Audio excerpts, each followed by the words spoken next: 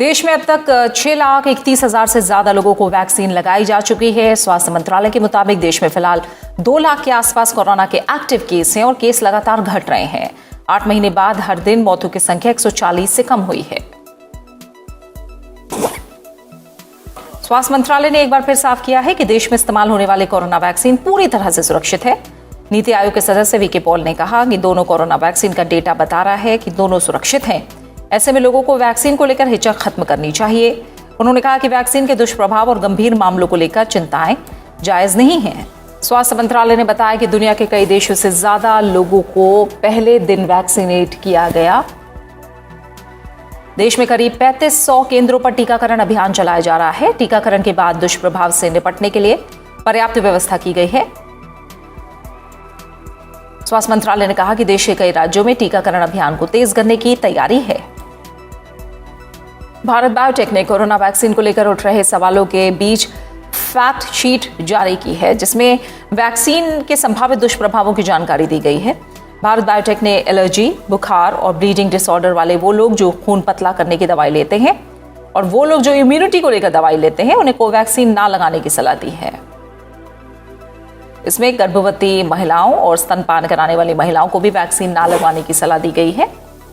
Company ने अपने बयान में कहा है कि कोवैक्सीन गंभीर एलर्जिक रिएक्शन की वजह बन सकती है। इससे सांस लेने में दिक्कत, चेहरे या गर्दन पर सूजन, तेज धड़कन, शरीर पर रैश, चक्कर और कमजोरी जैसी समस्या हो सकती है। भारत सरकार कल से अपने पड़ोसी और प्रमुख भागीदार देशों को भारत में निर्मित कोविड के टीकों की आपूर्ति करेगा। केंद्र सरकार ने पड़ोसी और प्रमुख भागीदार देशों के अनुरोध के बाद टीकों की आपूर्ति का फैसला लिया है। मानवता की मदद के लिए भारत सरकार की प्रतिबद्धता को ध्यान में रखते हुए सरकार ने कोविशील्ड और कोवैक्सीन की आपूर्ति करने का फैसला लिया है। भूटान, मालदीव, बांग्लादेश, नेपाल, म्यांमार और सेशल्स को अनुदान सहायता के तहत आपूर्ति शुरू होगी। वहीं श्रीलंका, अफगानिस्तान और मॉरिशस को कोविड टीकों की आपूर्ति के लिए आवश्यक मंजूरी की पुष्टि की प्रतीक्षा की जा रही है। टीकों की डिलीवरी से पहले टीका प्रबंधकों, कोल्ड चेन अधिकारियों, संचार अधिकारियों और प्राप्तकर्ता देशों के डेटा प्रबंधकों के लिए प्रशिक्षण कार्यक्रम का आयोजन किया जाएगा। प्रधानमंत्री नरेंद्र मोदी ने ट्वीट करके कहा है कि वैक्सीन मैत्री के तहत कई देशों को टीके की आपूर्ति की जाएगी और आने वाले दिनों में इसमें इजाफा किया जाएगा।